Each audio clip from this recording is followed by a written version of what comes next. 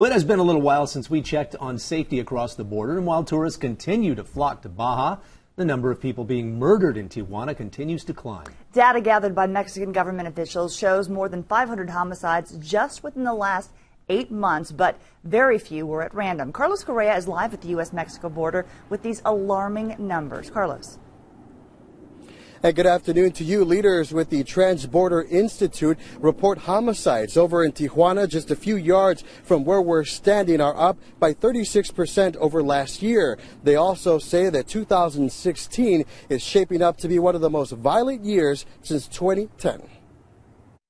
Not since the drug war between rival cartels about a decade ago has the city of Tijuana experienced such violence. There's some disruption in the Sinaloa cartel right now, and there are some struggles in Mexico's organized crime world that could contribute to increasing crime. Crime data from Mexico shows the number of homicides have gone up since 2012. It shows between January and August of this year, Tijuana has had 518 murders. Homicides are up, but I think it's important not to overlook the fact that Tijuana is still a very vibrant city. It's a city with a lot of social capital.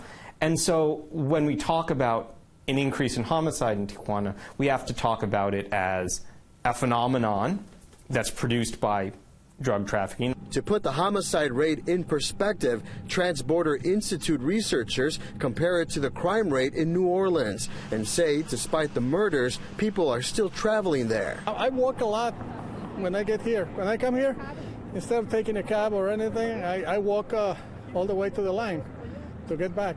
And I never had a problem. Maria Martinez has lived in Tijuana for years. She's one of the many people who cross the U.S.-Mexico border twice a day. She says, I feel safe, I feel fine when I'm home, just as I would here in the U.S. Analysts say it's hard to predict if the homicide trend will ever change. They say Tijuana today is a much better place than it was 10 years ago, and people should still cross over to visit. I really think that anybody who's thinking of visiting Tijuana should go. There's so much to see there, in all of Baja, really.